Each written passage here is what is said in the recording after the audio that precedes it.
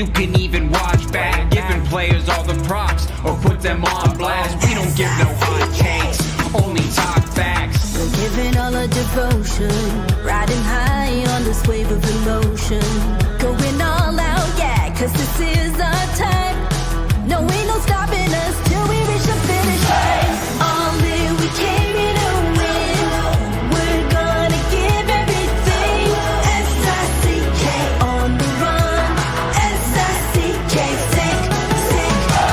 On fire, we're ready to fight. We'll bring the house down tonight. S-I-C-K on the run. S-I-C-K, sick, sick. Play it on the car ride, play it when you lounge. X and O, you know that we can hold it down. Shout out to my man Sammy, got it off the ground. And to all the listeners tuned in right now, got debates, analysis, and speculation. This is sports talk for the new generation. You know where to find us, got a reputation. Sick podcast, your #1 sports destination. Giving all our devotion, riding high on this wave of emotion. Going all out, yeah, cause this is our time. No, ain't no stopping us till we reach the finish line. All in, we came here to win. We're gonna give everything. S-I-C-K on the run. S-I-C-K, sick, sick. On fire, we're ready to fight. We'll bring the house down tonight. S-I-C-K on the run. S-I-C-K, sick, sick. S-I-C-K, it's the sickest podcast. Tune in for the audio, or you can even watch back. Giving players all the props or put them on blast. We don't give no hot takes, only talk back. S-I-C-K, S-I-C-K, S-I-C-K, S-I-C-K, S-I-C-K, S-I-C-K, S-I-C-K. All in, we came here to win. We're gonna give everything. S-I-C-K on the run. S-I-C-K, sick, sick. S-I-C-K, it's the sickest podcast. Tune in for the audio, or you can even watch back. Giving players all the props or put them on blast. We don't give no hot takes, only talk facts. We're giving all our devotion, riding high on this wave of emotion. Going all out, yeah, cause this is our time. No, ain't no stopping us till we reach the finish line. All in, we came here to win. We're gonna give everything. S-I-C-K on the run. S-I-C-K, sick, sick. On fire, we're ready to fight. We'll bring the house down tonight. S-I-C-K on the run. S-I-C-K, sick, sick. Play it on the car ride, play it when you lounge. X and O, you know that we can hold it down. Shout out to my man Sammy, got it off the ground. And to all the listeners tuned in right now, got debates, analysis, and speculation. This is sports talk for the new generation. You know where to find us, got a reputation. Sick podcast, your #1 sports destination. Giving all our devotion, riding high on this wave of emotion. Going all out, yeah, cause this is our time. No, ain't no stopping us till we reach the finish line. All in, we came here to win. We're gonna give everything. S-I-C-K on the run. S-I-C-K, sick, sick. On fire, we're ready to fight. We'll bring the house down tonight. S-I-C-K on the run. S-I-C-K, sick, sick. S-I-C-K, it's the sickest podcast. Tune in for the audio, or you can even watch back. Giving players all the props or put them on blast. We don't give no hot takes, only talk back. S-I-C-K, S-I-C-K, S-I-C-K, S-I-C-K, S-I-C-K, S-I-C-K. Turn up your volume. Because you're about to listen to The Sick Podcast. The Eye Test with Pierre, McGuire, and Jimmy Murphy. The Stanley Cup winning Colorado Avalanche. And after 22 years, Raymond Moore The sickest NHL podcast. It's gonna be sick. And welcome to another edition of the Eye Test here in the Sick Podcast Network. He is Pierre McGuire. I am Jimmy Murphy. Pierre, how are you, my friend? Very well. Very well. I saw something last night that I really liked in the NHL. I saw Deed Evison utilize an amazing checking line. I really liked the line. Olivier, Coyle, and Sillinger. I don't think Marty St. Louis liked that line. I know Cole Caulfield didn't like that line. I know Nick Suzuki didn't like that line. And there was a guy named Bolduc that started on that line that I don't think liked that line very much either. And then they started to like it a little more when Slafkovsky went on the big line where he should have been right from the start of the game. Interesting. Let's stay with that game right now, Pierre. Obviously, I mean, no one is going to, dispute the fact that injuries are ravaging the Canadiens right now. But you know what? They're ravaging a lot of teams. How you adapt to them, right?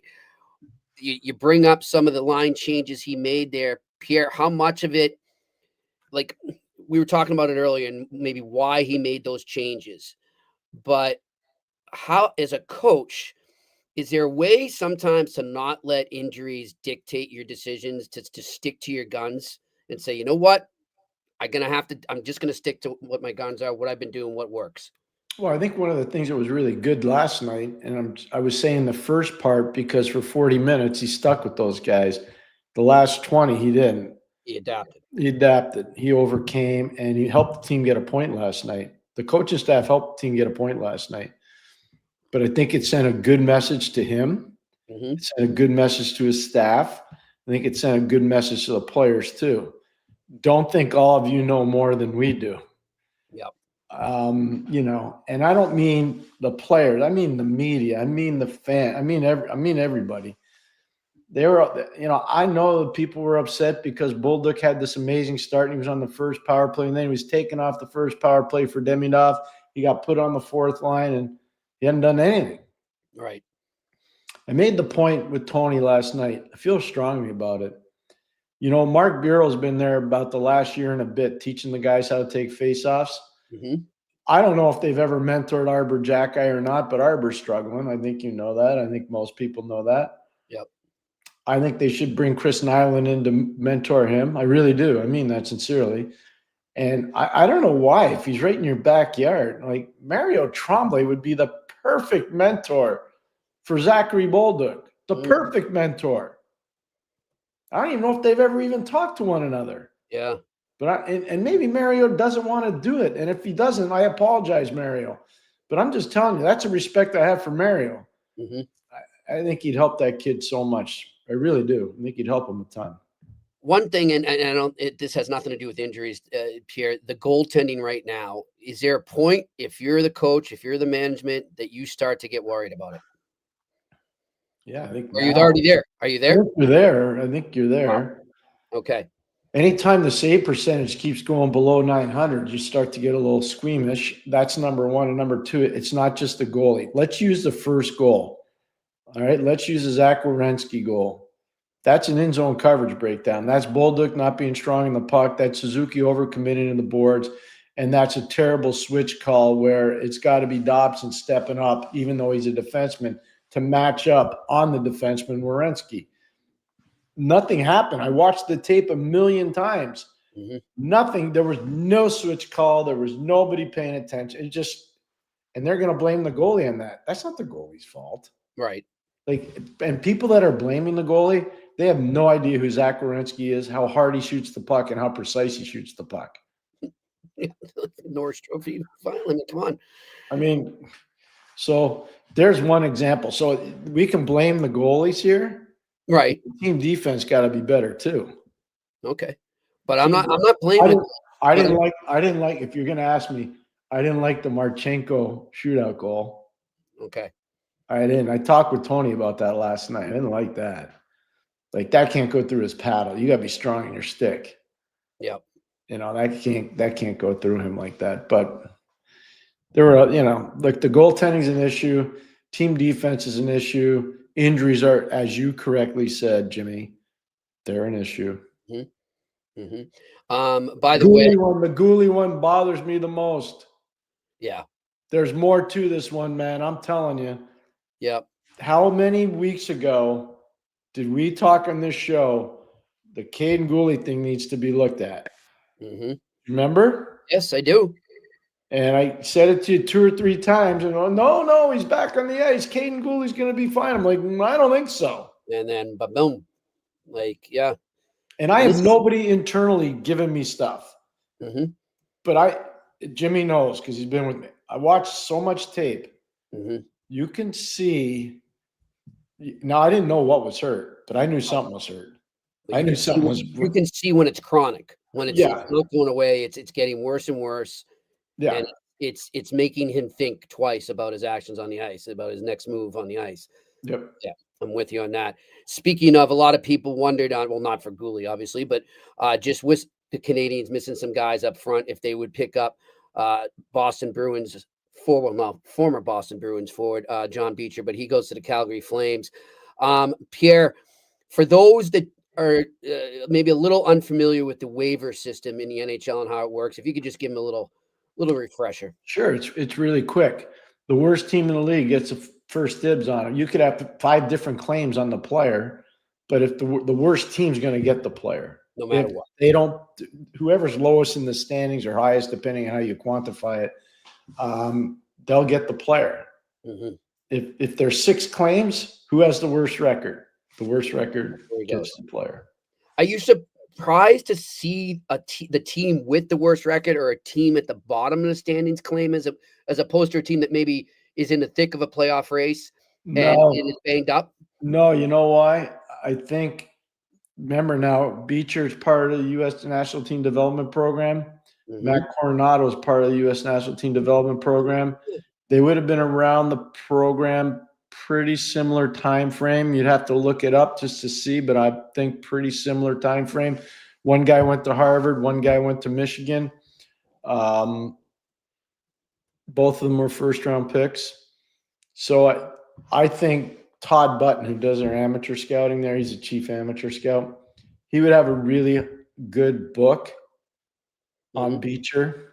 Yep. And I think they probably said, eventually they're going to move some guys out. This is how you start the process. Okay, they picked up Johnny Beecher. Why'd they do that? They picked because they're going to have bodies because they're going to start when they move out the veterans. They're going to start moving guys out. You don't have term left. Yeah, good call on that. Pierre, just quick sidetrack here, because when you talked about the shootout goal there in Columbus, Montreal, it's interesting. I'm listening to my buddies, the Ice guys, the gambling show I've told you about that I listen to. They're great guys. They really do amazing research. And one of the things they've been researching for about 2 weeks now is the drastic increase in overtime and shootouts this season. It has never been higher. They said it's over 30% rise at this point of the season compared to last year at this point. It's never been higher. So my question to you, and we're talking about goaltending, if you're a team and you believe that you have a shot, but you're going to be clawing for those points, and that extra point is going to mean so much, do you start to put more of an emphasis on shootouts with your goalies and or your shooters in practice, or even bring in a specialist to address that matter? Well, I've been telling you this for a long time. Part of the 7-player profile is an elite goalie, not like the 1A, 1B, but an elite guy because of the parity that was coming in the league after the salary cap. Mm-hmm. Now, we've had 32 teams in the league for a long time. The talent bucket is full. When the talent bucket's full around the league and there hasn't been expansion, what happens? Everybody's equal. Yep. Because of the cap and no expansion. So now you have this was a Bowman thing. You have all these teams that are equal. So how are you going to create separation? You're going to either win 3-on-3 or you're going to win the shootout. Yep. And so how do you win the shootout? Usually you got a good goalie that's better than the other goalie. Right. So if your goalie's better than their goalie in shootouts, you're going to win. So that's number one. But here's something, we think about so many different things because the league's always evolving, which is great. I think it's really good. Last year, go look at the rosters of Hockey East from last year. I'm just using them because Hockey East this year is down. It's down. Mm-hmm. It's not that they're bad, but they're down. Go look at the rosters from all the Hockey East teams last year and how many guys left those teams to go play pro hockey. Some because they graduated, some because they left early. Yep. But there are I'll use Northeastern has 5 guys playing pro hockey. Yep. That's one team. Yeah. Go look at University of Maine. Go look at University of New Hampshire. Go look at Boston College. UMass. Okay, let's just say this. Jacob Fowler, Ryan Leonard, and Gabe Perreault are all gone. Go look at Providence College. Yeah. You know, everybody's like, well, how come Providence isn't winning more? Because they lost a lot of guys. Yeah. And most of them are playing pro hockey. Mm-hmm. So you move. And so they're going through a cyclical thing too in Hockey East. Yep. They are. People are like, how could Union sweep Hockey East this weekend? Because the ECAC's got a lot of good players. And they didn't lose a lot of guys to pro hockey last year.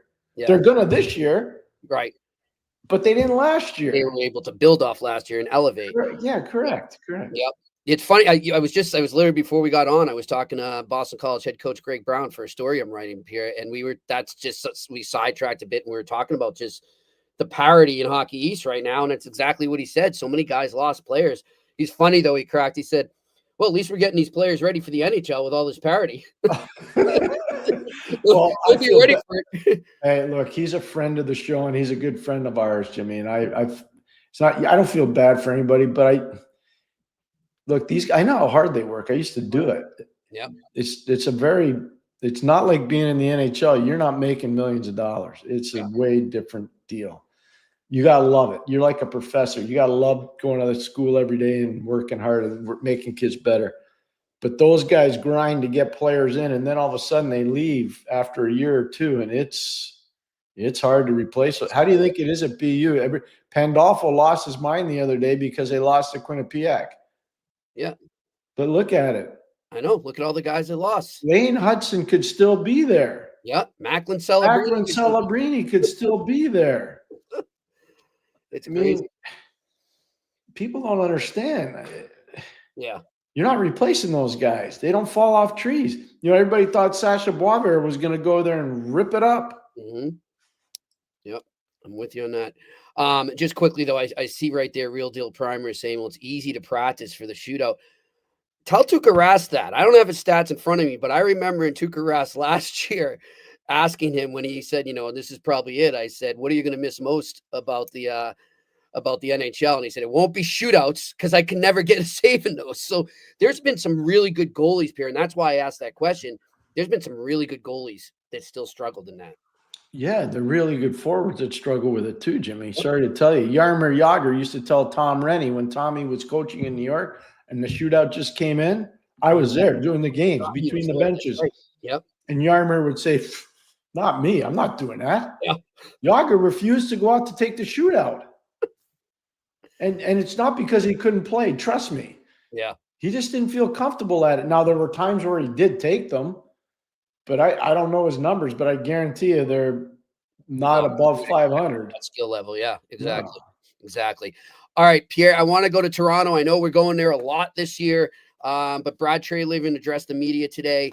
I watched it. I don't think there was anything that he said that we didn't really already know or we couldn't see. And that's no offense to him or anything. He's just up there. He's got no news. He's got no news to tell us. I mean, he gave some injury updates, but the one common thread I took from it is him saying compete. And that's what we've been saying all along with this team. We've said it about a team I'm going to get to after the Edmonton Oilers. But he said, I think his quote was, there's maybe been 4 or 5 games where I can say the compete level has been where I wanted it for our team. He put this team together, Pierre, and if you look at a lot of the guys he brought in that were new in the offseason, they were the type of guys that even I'm eating my words. Even I, from outside looking at them on paper, I thought they would fit that desired compete level. They haven't. No. So where does he go from now? Like, how do you address this without really altering the core of your team?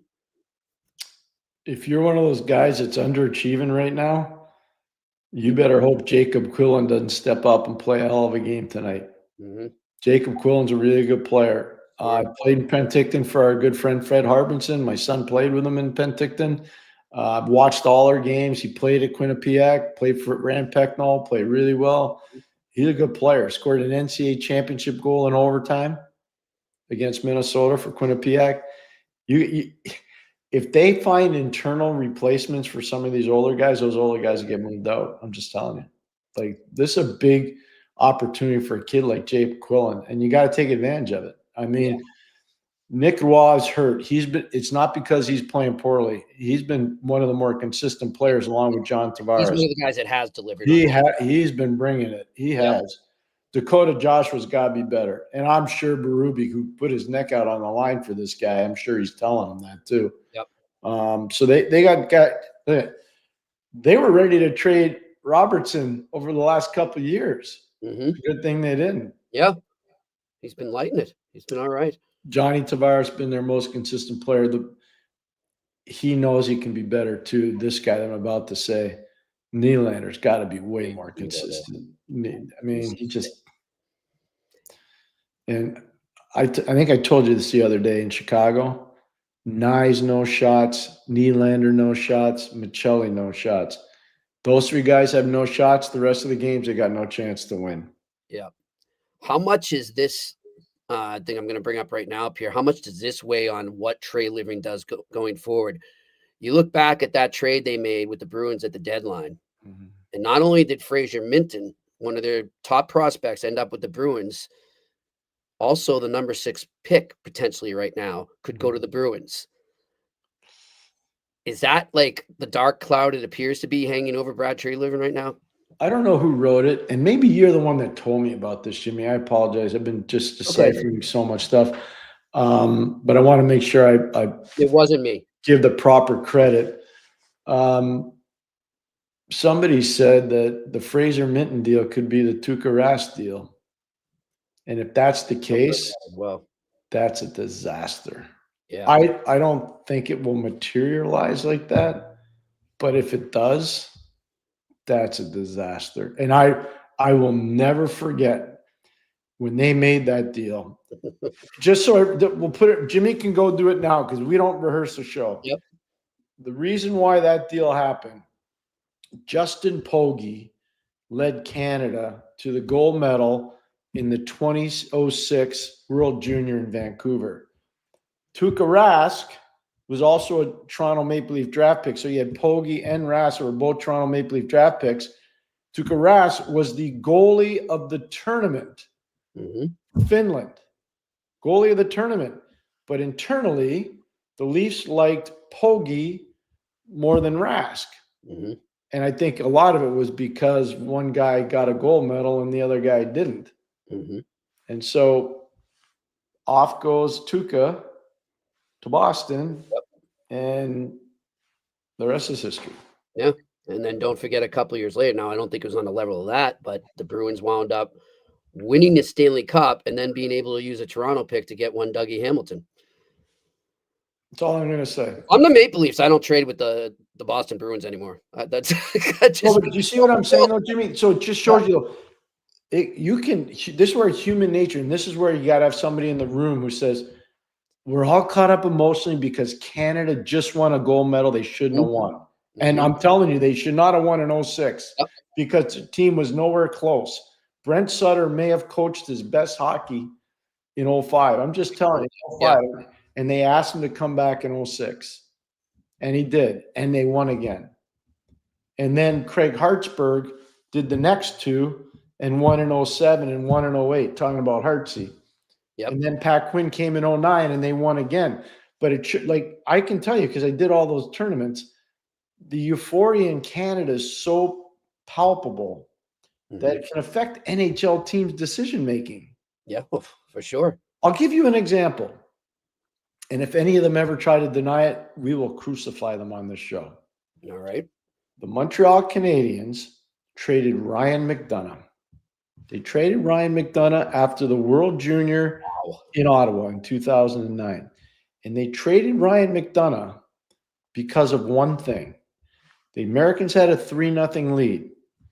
And then John Tavares walked Ryan McDonough, and he walked them bad and ended up scoring. And that led to the onslaught. And eventually Canada beats the Americans, and eventually they beat the Swedes for the gold medal. After that, all I heard on the road all the time was McDonough can't do this, McDonough can't do that, McDonough can't do that. And it was all because Canada wins. There's all this euphoria. Caught up in a moment. And they got caught up in, and they were like almost embarrassed on national TV that one of their players got walked. I think Ryan, you have to look it up. I think Ryan was 12th overall out of Wisconsin. Look it up right now. I think he was 11th or 12th, if I remember correctly. But I'm just using it as a point to show how the emotion of an event can affect an NHL roster. Yep. You are correct. 12th overall. 12th? Okay. Yep. And so he gets traded. He gets traded to the New York Rangers. Let me ask you this. How would the Canadiens have been with Ryan McDonough on the left side and PK Subban on the right side for 10 years?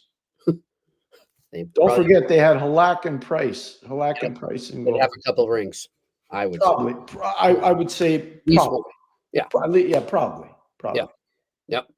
So those guys got caught up in one major event. They were mad at the kid. And then they started thinking stuff that wasn't there. And they can deny it publicly, and I'll tell you, they're wrong. They're not telling the truth. No, I agree with you, Pierre. I mean, it's tough. I mean, you have to resist that as a management group and a scouting group. It's not just get stuck in that moment. You have to look big picture and realize what you have and where this guy's going to fit on your team, not how he fit in that one moment in that bad, play in one game. They use that moment to now see all the negative stuff. Yeah. It's like Justin Pogge was a really good goalie for Canada in 2006. He was. Mm-hmm. But Tuukka Rask was a goalie of the tournament with a lesser team. And Tuukka Rask went on to And Tuukka Rask gets picked to be traded instead of Justin Pogge. With you on that. Well, it's going to be interesting. It changed Tuukka Rask's life. Oh, yeah. It changed his life. For the better. Yeah. Yeah. By the way, Tuukka Rask was just inducted into the Finnish Hockey Hall of Fame. He should be. 2 days ago. He should be. So congratulations to Tuukka on that. It was always a pleasure to deal with him, covering him with the Boston Bruins. All right. I sent you a stat earlier on the Edmonton Oilers. I found Jason Gregor, amazing radio. I don't know did I see it? Yes, you have. About the bottom six forwards of the Oilers. But did you send it on a text or an email? A text. Okay, hold on. Yep. Hold on. You just keep talking. I'm going to look. I could actually send it to Shane, and he might be able to pull it up. No, I'm just looking now. Who was it from? Oh, I got it here. Jason Gregor. Okay. Hold on. Yep, you did send it to me. Thank you, Jimmy. So you're my voice on all this stuff. Thank you, Jimmy. I see it. I'm looking at it now. 9 games in November. Oilers' third and fourth line forwards. You ready? Yep. Mangiapane, 1 goal, 1 assist, and a -9. Adam Henrique, no points, -7. Trent Frederick, no points, -6. Philp, 0 points and a -4. Lazar, 0 points and a -3. Howard, 0 points and a -1. Janmark, 0 points and a -2. And Tomasic, who's only played 3 games, 0 points and a -3. The Mangiapane goal, as Jason Gregor notes, came when he was playing on the second line. There's no offense, and they're getting outscored. They need a pulse offensively soon. He's absolutely right. But the problem is, here's what I want to bring up with you on Edmonton right now. So I'm looking right at it as you're saying it. Okay. Where's the depth scoring? But now you throw in that lack of depth scoring with, to me, the bigger issue, team defense. And that's why they are where they are. This team they're not in sync at all on either end of the ice. So Noah Östlund, who's a really good little player from Djurgården in Sweden. Last night. I watched him this draft year, okay? He and Liam Ogren played on the same team. They were both first-round picks, really good players. And my good friend Barry Smith actually worked with those guys in Djurgården when he was a coach there. So I was there watching them, and back in like 4 or 5 years ago, and they were good. They were good players. I liked them. I was worried about Östlund's size, but he was really crafty. He reminded me a little bit of Mats Naslund. He did back then. Like, that's what he reminded me of a little. Anyways, so I watched him last night, Edmonton Buffalo, Noah Östlund. And I'm like, what are Darnell Nurse and Jake Wallman doing in their own zone? Right? Like, what are they doing? And Noah's about, I'm going to say he might be 5'10", but I don't think he's that tall. And those guys are big men. They're big, physical, robust guys. He was doing whatever he wanted to do. It's like it was in a video game. It was. It reminded me like video hockey. Yeah. This has got to be fixed. Soon. The whole thing in Edmonton's got to be fixed. Their team defense. And last night, their give a poop meter wasn't very high. No. And you know what the telltale sign is? If you haven't watched the game, it's easy to do. Connor McDavid tries every game. He does. He tries every game. He cares. He does. Anybody says he doesn't care is full of it. This guy cares. But at the end of the game, they pull a goalie with about 2.5 minutes, maybe 3 minutes to go. They're down 4-1. He turned the puck over. This is why I watch tape. I want to see body language. He turns the puck over to Tage Thompson. Mm-hmm. Tage gets the puck, rifles it about 170 feet into the wide open net. I'm just watching Connor. He's like, I can't believe it. Yeah. I don't know what that team's going to do right now, Pierre, but we keep going and talking about Toronto needing a shakeup. I think they need a bigger shakeup. And I just don't know, like, based on the stats that Jason provides there in terms of their lack of scoring in the bottom six, you got to do something up front. But then if you trade one of your best offensive players, it's almost counteractive. Like it's almost. I thought this was all sorted out last summer because I heard all the pundits say, and you sent me all the texts. No, what do they call those? The X things. I don't know what they call it in X world, but you know what I'm talking about. I still call it tweets. You kept sending me those things, and it was all fixed because they got Isaac Howard, wasn't it? Yeah, right. It was all done, like playing on the first line. He's going to play with Draisaitl and McDavid. Yeah. And somebody was asking me today, an Oilers fan reached out to me on Twitter. I appreciate it. I want to make sure I get his name right. And he's asking about Trent Frederick. His name right here is Connor Halley, big Oilers fan. He says, we can't figure this guy out, Jimmy. What happened to his physical game? And it got me thinking, when did that – because he's right. He hasn't been the same for about 2 or 3 years, even, in his time in Boston. Somewhere along the line, I almost feel it was like after that record-breaking season they had where Florida upset him in the first round in 7 games, he just hasn't been the Trent Frederick that I was watching develop and thought would become a great second-line physical player that could pot 20 to 25 goals a season. I don't know where that guy went. And I don't know if it's injuries or he's hesitant because of an injury he had.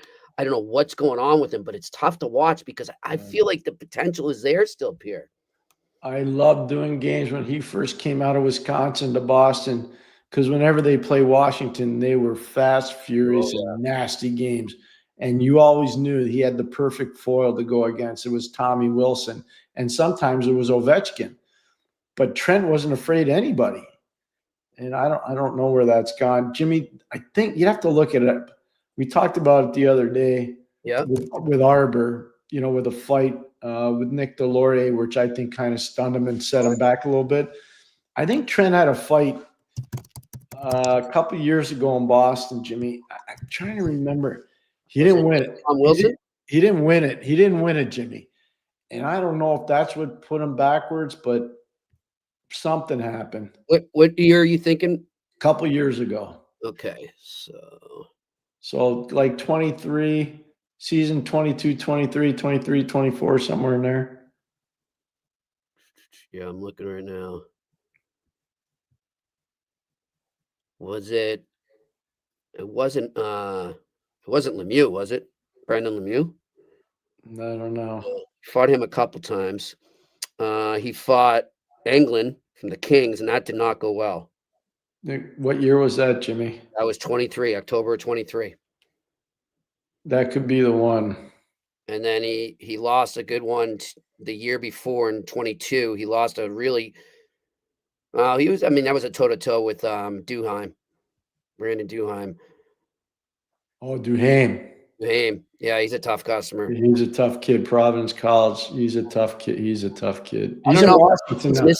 But I'm just telling you, there's one that I remembered. It might be England from I'll LA. try and research it tonight. Yeah, just see if you can, and I was like, I'm trying to figure him out too because I like because you're personally. right. There's moments like that scar players, I right? like the guy. Like, I mean, I'm telling you, I remember doing the games when he first. And I was like, wow, this kid's going to be really popular here. He's going to be a great Bruin. Good kid. He's great to talk to in the locker room. He loves the game. He loves just talking hockey. You know what's really cool? Think about it. In his draft year, you had Tkachuk, Clayton Keller. They're all from that. They're all St. Louis guys. They were coached by Jeff Brown and Keith Tkachuk. They were all like, they had like 4 of them. They're Logan Brown, the other one, another first-round pick. They had like 4 first-round or 5 first-round picks out of St. Louis. Yeah. And they're all buds. They were all really tight. That was when sort of the St. Louis hockey scene burst out, Yeah, they were all really, really tight. And I know Jeff Brown. Jeff Brown was a really good offensive defenseman, by the way. He was a really good offensive defenseman. Logan Brown's father. He coached those guys with Keith Tkachuk. There's one more thing I want to get to before we get to our sponsors and my picks and the Q&A, Pierre. To the game I was focused on last night. Anything else, Jimmy? Or was that the only thing you sent me? I sent you something else. Okay. Right before. Sorry about that to everybody at home. That's all right. I load them up, as does Pierre, too. When you send me stuff, I usually don't miss it. I missed this one, so now I'm getting mad. I'm like, damn, what was I doing? Oh, it was just another one where a fan just made it an observation. Like the fans are getting frustrated saying, why are the Oilers the easiest team to play against in the NHL?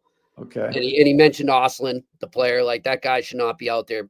I mean, he's a great player, but he shouldn't be running circles around our team like that.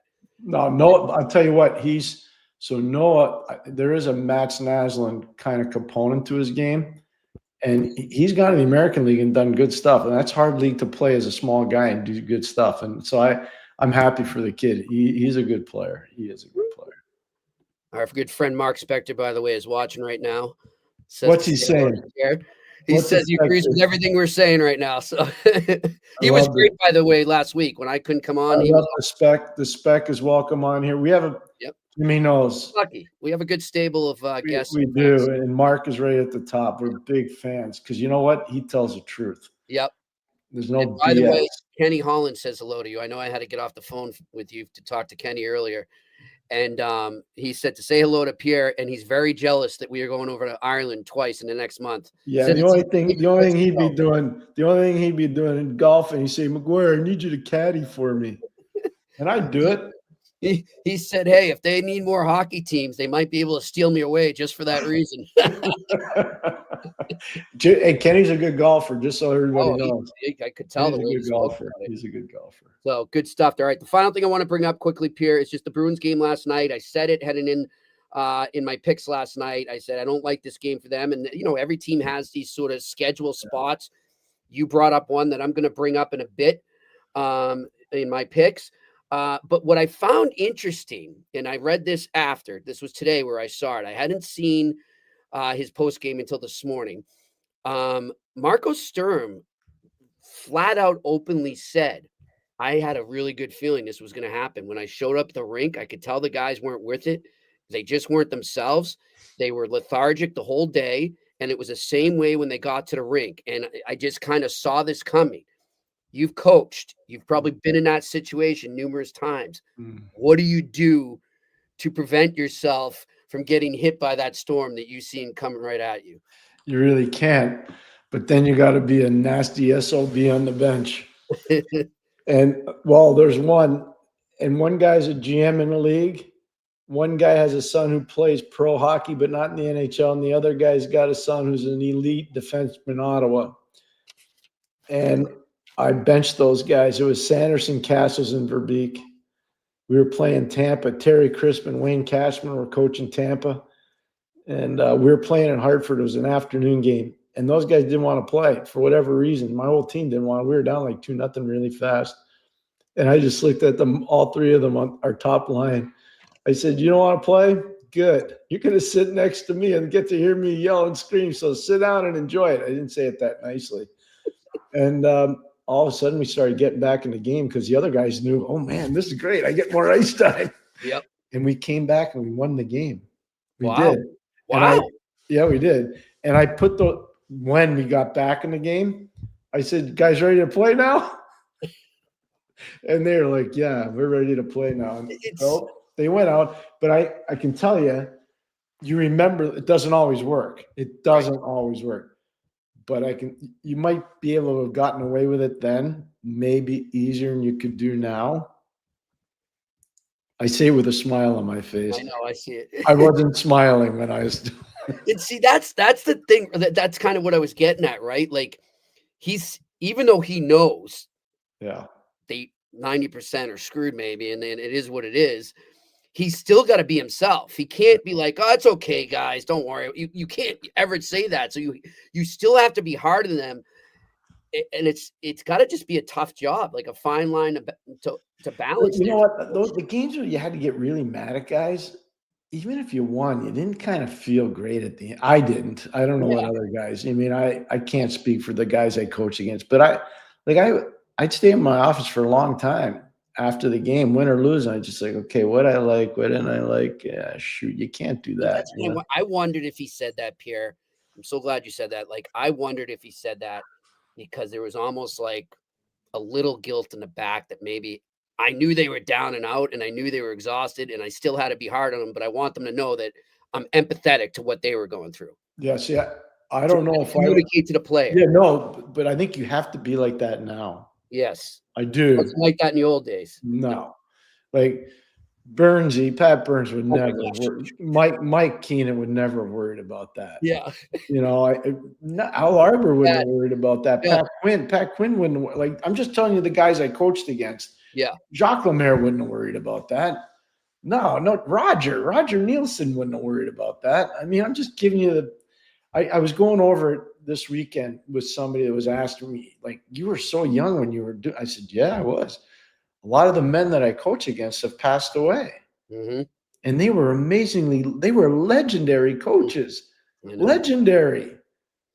And I don't think they would have done what Marco did. Yeah. Maybe with their better players, but I don't think with the whole roster. It's a different world today for sure. All right, let's get to our wonderful sponsors.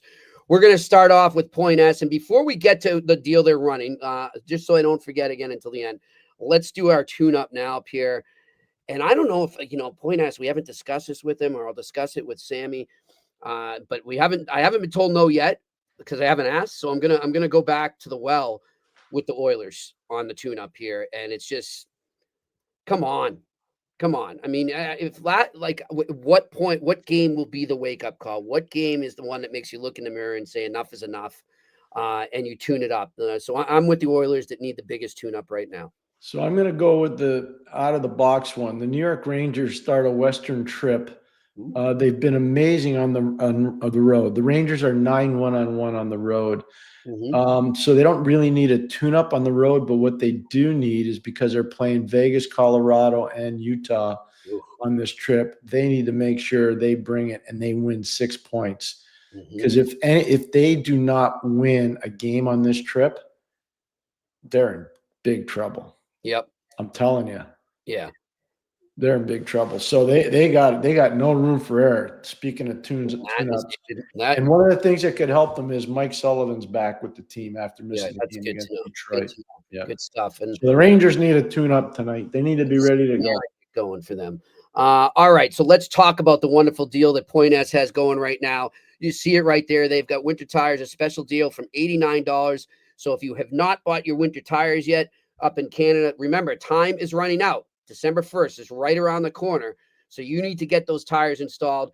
The good news is you can pick them up at the GT Radial tires at Point S, starting at $89 per tire. Go to point-s.ca to shop for GT Radial tires or to find your nearest Point S location. Get there right now. Again, time is running out, so go over there and take advantage of that great deal. Of course, our wonderful sponsors, Vago, where, man, I could go for a nice Vago meal right now. I just been craving a good meal ever since I left there. I'll have to try my own, but it's never going to be as good as it is at Vago, because what they do over there is they combine old world classics and new Italian dishes for over 23 years. Private dining rooms for any occasion. And man, Pierre gave me a tour of the restaurant. I got to see the back rooms there. I'm telling you, as Pierre has told teams before, if you're a team going into Montreal, get in touch with the boys over at Vago. because they've got a perfect location, a perfect setup for you to have a good team dinner. They are open Monday to Saturday evenings and lunch from Tuesday to Friday. They're located at 1336 Green Avenue in Westmount.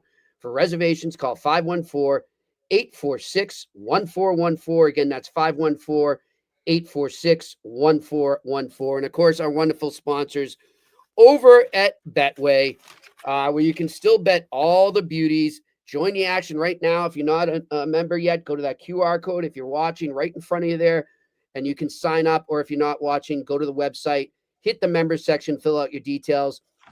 And with your new membership, you can get up to $300 back on your first deposit. That's right, $300 back on your first deposit. You must be 18 plus. Terms and conditions apply. This offer is not available in Ontario. Always bet responsibly. All right, here are my picks for tonight.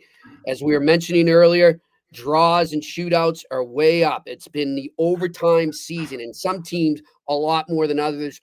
One of those teams, they should change their name. Their abbreviation is NJD. They should change it to NJ Draws, because they have gone to overtime more than any other team in the NHL this year, and that's the New Jersey Devils. They're in Tampa tonight. Give me another draw. You can get that at plus 330. I'm going to head out to Toronto. Big game for the Toronto Maple Leafs after their GM spoke. All the pressure's on them right now to answer the bell. They're on home ice. They want to snap that losing streak. But in comes a hungry St. Louis team who maybe on paper and based on their record looks like it would be an easy out. Nothing's an easy out in the NHL these days. They're just as desperate. Give me another draw. Plus 340. That game goes to overtime. And then I'm going to credit Pierre as he made a good catch here on the Winnipeg-Columbus game. As we know, and we spoke about earlier, the Columbus Blue Jackets coming off a big shootout win over the Canadiens last night in Columbus. They had to get into Winnipeg late last night. It's always tough to turn around like that, back-to-back games. I like the Winnipeg Jets in this one. Give me the Winnipeg Jets on the puck line. They have to win by 2 for you to win, and it's plus 140. All right, what do we have in the Q&A? Randy Workman. Jimmy, tell me why this is good news, why the Flames claim Beecher. Well, one thing he's still good at, and the Bruins loved it, is faceoffs. He's a great faceoff player. If he plays to his capability, if he can find his game again, Randy, I really think he can bring a better physical element out there. If he sticks in front of the net, he could be a presence there. He's a bottom 6 guy, in my opinion. I think Pierre would agree, but I think, there's still potential there. Maybe he just needs a change of scenery, so we'll see what happens. Pierre, you agree? Agreed, yeah. All right, next question. Seamoke. Pierre, do you think the Oilers really miss Corey Perry's leadership and, frankly, play and grit? Seems like the Oilers lack some bite to their game early in the season. Yeah, Corey Perry, everywhere he goes, leads by example. Look what he's doing in L.A. Yeah. That's a Kenny Holland special, by the way. Kenny Holland is psyched about that. That's a Kenny Holland. I didn't know that, Jimmy, but I can tell you that's a Kenny Holland special because he saw what the older guys did in Detroit when he was there. And Scotty's the one that sold him on those older players. So you can't have 10 of them. You have 1 or 2 and they help you. They get you out of jams. They really do. So, we have Brian Trottier and Gordy Roberts. Kevin Stevens listens to the show all the time. He knows, and Gordy could have been a pain in the derriere, but I'll tell you one thing, he helped us win. And Brian was amazing. He was amazing. And, guys like Kevin learned a lot from those guys. Mm-hmm. So Corey Perry, yeah, they miss him. Edmonton misses Corey Perry. No question. All right. Next question. What do we got? David Robinson. What's up, Dave? Saw some old Bruins Canucks highlights today. Was there ever another goalie trash talk kerfuffle during the Cup final before or since then, like we saw then? Yeah, there's been. I mean, Bob's had a few. Patty would be a good one to go. It wasn't with the goalie though. I remember the playoffs with Roenick. Well, Quickie too, Jonathan Quick. Yep. Not a shrinking violet. Mm-hmm. So they're, not full dust ups, but yeah, they're, Yep. All right. Next question. Franco, Calgary has some glaring holes, especially in the top 6 wingers. Can Cole Reshny be in that role eventually? And how soon do you think he can make an impact? I want to see him get through this season right now where he's at Dakota, and then we'll see where he goes from there. But I think it's too early to tell if he could play right away next year. I want to see more after December. Because that's when you kind of see if the guys can handle it or not. Because league play, real league play, usually starts right after Christmas time. So we'll see how he holds up. But he's a very talented player, very talented. All right, next question. What do we got? Renaissance Resistor, what's going on? What is the way forward for Arbor? Do the Habs need to prioritize another D acquisition? I don't know if they need because I think internally they've got some. I just think they don't want to rush guys.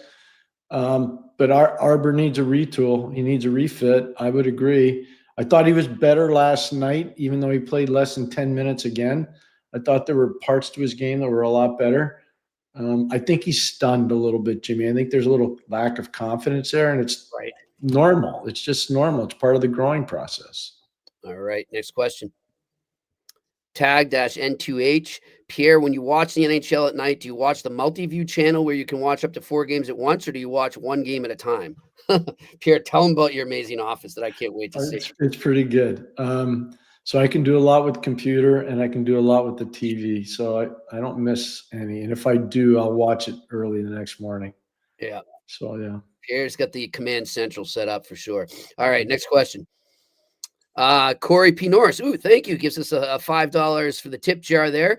Hawks question for you. What are your thoughts on Levshevnov and Levshunov, Jimmy. Levshunov. I'm going to get it one of these days. I think he's much improved since the start of the season. We talked about him yesterday. Corey's spot on right on, Corey. Really agree. You're spot on. Biggest thing with him, he's starting to get more composure with the puck. He's starting to take advantage of in-zone coverage, man-to-man in particular, and blows by people. You saw him do that to Bobby McMahon the other day in the Toronto-Chicago game. He's a legit, he's a top 4 guy and probably a top 2 guy. Chicago. We talked about this last summer. Everybody was kind of getting after Chicago. One of the most underrated parts about Chicago, they got big size and reach and skating on the back end. Yep. They're going to be hard to play against it years down the road. By the way, too, Pierre, I just want to say, Jeff Blashill has been so much better than I expected. So I'm going to admit I was wrong. I didn't necessarily think he was the right fit for that team. He's proven me wrong. I enjoy his press conferences. They're very insightful. So I just want to credit him for the job he's doing right now. I thought he was going to do very well there. And I said it on CBS Sports. And I thought one of the smartest things he did was bring in Michael Pekka. Mm-hmm. And Michael's done a fantastic job working with their young forward. So you put it all together. Anders Sorensen is there too. And Anders, he was the intern coach last year. Yep. I think they've got a really strong staff. I think they're doing really good work there. They're making those players better. They are. He's doing a great job. All right, next question. Randy, Pierre, and Jimmy, when do the Oilers get a goalie? The $1 million question of the year, this year, last year, the year before. I don't know. Can I say no comment? Yeah. No comment. Like I used to do in my bits. All right, next question. David Robinson again. Has it been a large enough sample for Bruins management to know both Minton and Kuznetsov are Kuznetsov. Yes, Kuznetsov are who's Kuznetsov? Kuznetsov are more promising in their own way than Beecher. Do Patra and other AHLers factor in as well? Yeah, I think they're really. Lashmelis is one that really does, because Lashmelis is the face-off guy, and they like him, and he's a good player. I watched him a lot. I saw him play over in Finland and Sweden when he was a draft-eligible player. Watched him obviously play at UMass. Yeah, had great intel with Coach Carville when I was over there to tell him about where Lashmelis was. So I think between Lashmelis, Fraser Minton, and Kuznetsov, I think they kind of have a pretty good idea that Beecher would be the odd man out. The answer is yes. You know, Pierre, too, it seems like there's a shift going on with their prospects, at least at the Providence level, right? We always heard about Merkulov and Lysell for the last few years. Now you got these new guys who have come in and are really making an impact. I don't know what happened with Merkulov. I don't know if they didn't like him because of his size. I don't know if maybe his skating bothered him a bit. I have no idea. But he's a good player. Sometimes guys get in the wrong place and they just can't get out of it. Lysell, Jimmy, we talked about this. I can't figure him out. It's just a hard one. I don't think he's playing in Boston. I don't think so. I know. All right, next question. David Robinson again. I believe Pierre about Pat Burns not caring about benching guys and then empathizing with them, but he also was so in tune with how to develop a young Joe Thornton in Boston. We brought that up a couple of weeks ago. Remember? We did. Sign of a great coach. So first of all, I need to tell everybody I got along really well with Pat. I like Pat. I had breakfast with him one time down in Tampa. We were coming into play, and they were on an extended stay, if that makes sense. They had already done their damage, and they were staying down there when he was coaching the Leafs. And I'll tell you, it's a great story. And it's a quick one. People will appreciate this. We played Toronto when they were really good, and they ended up going to the Western Conference Final, and they lost to LA. Dougie Gilmour was the MVP of the league, and Dougie was so good in those years. It was crazy how good he was. And we were up in the game. I think we ended up either winning in overtime or winning late in the game. And Pat was yelling and screaming at the bench. So I thought he was yelling and screaming at me. I was like, geez, Louise, man. So I didn't say much. One of their trainers, I called the next day. They went back to Toronto, and I called the trainer the next day, who's a legendary guy. I don't want to get him in trouble. But I called him up, and I said, hey, was Birdsey mad at me? You were standing right next to him. Like, who's he yelling at? He says, Pierre, I don't know, but I'll go ask him. So he says, oh, just hold on. I was in my office. So he goes down the hall, and I just hear the door close. And then he comes back, and he says, he wasn't mad at you. I go, who is he mad at? He goes, he was mad at your assistant coach because when that guy played in Quebec, he and Dale Hunter used to crush his players in Montreal. The person was Paul Gillis, who, I talked to Gilly last spring, but Pat never forgave Gilly for that. So he was yelling at him, who was my assistant. And I was laughing so hard. I said, okay, I get it. And I don't want to say the trainer's name because I don't want to get him in trouble, but he did go down the hall and talk to Pat for me. And yeah, that was good. Well, you always befriend the trainers. They're valuable. You know what? They're most important. There are two groups of people in hockey that I would do anything for, the trainers and the scouts. Mm-hmm. They're the most alienated and oppressed people in pro hockey. Yep. Because they don't make what all, and they live in these amazing cities where it costs so much to live. And trust me, those guys, they work hard. Yeah. They work really hard. I don't know when they sleep. All right, next question. Simok with another donation to you don't have to do that. Come on. Yeah, buddy. Hey, look at this, Pierre. Update on his son Elijah made the 2019 Illinois Selects AAA tourney team, and they even asked him to play up with the 2018 team as well. Thanks for all your support, boys. Awesome. Congratulations, Elijah. Elijah, way to go, man. We're thrilled to death for you. Just remember, you're only as good as your last shift. Yep. Keep going. Keep working hard. Keep pushing. Keep pushing. That's it for our questions here. Great questions today. Really appreciate it. Appreciate everyone watching and listening. Thanks to Shane working the boards up in Montreal. Again, thanks to all our sponsors. Pierre, as I said, I was talking to Ken Holland about our Friendship 4 trip. He wasn't even aware of it. He said, I'm going to have to look into this. Maybe we'll get him over there. Call Sakic. Joe comes all the time. Yeah. So very excited. We're getting excited. I don't know if you saw that that little Instagram post I sent to you, Robert, and Sarah. Wait, Jimmy. I know you get bombarded. We're gonna play it on the show. Wait a second. Where did you send it to, Jimmy? Your text. It's about an Irishman being responsible for the game of hockey. Hold on, Jimmy. I do that. Hold on, Jimmy. And Sarah loved that. Just watch it. Hold on, Jimmy. All right. You sent that to my text? I did. Probably about an hour before showtime. Okay. I got it. You got it. So check that out after I'm gonna go look at it. I'm gonna give Shane it to play on the show tomorrow. So get us in the mood for the Friendship 4. Looking forward. Sarah Stanton, thank you for all your help and all our friends at the Belfast. What's the story now? You're getting there Monday morning at 4 a.m. Is that right? Yep. And Sarah actually just, she got us an extra night so we can get to the hotel and rest up a bit if we need, but not too late, as you taught me last year. That screws you up. And I was thankful. I didn't like it at the moment. I'm giving you the heads up right now. Yeah. I will be at the hotel by 8:15 in the morning. I'm not knocking on your door. I'll be in the lobby by 8. Yes, we'll meet for breakfast. You know what the rules are. I can't wait for our breakfast though. Those breakfasts are good. Everything's good. Yeah. Dublin's good. Look forward to the Harry Lemon, the Harp. Hey, is Michael going to be at the Harry Lemon? Of course, he's ready. He's waiting. Is he? Oh yeah, he is Shepherd's ready. pie there is good. Yep. Shepherd's pie. We'll rock it. Looking forward to it. We're less than a week away, but we will see them next week. Got a few more shows to do here on this side of the pond. So join us tomorrow here in the. Before you go, I gotta say this. One of my other jobs is that I do a lot of consulting for the ECAC on the women's and the men's side, and I do weekly interviews. And today I interviewed Haley Wynn. She's an All-American from Clarkson University, second overall pick in the PWHL draft. What an amazing young woman. And Jimmy, I know I've told this to you. I've seen a lot of women's hockey over the course of my life, and I used to run a large women's hockey camp. I've never seen a woman shoot the puck like her. She has an unbelievable shot.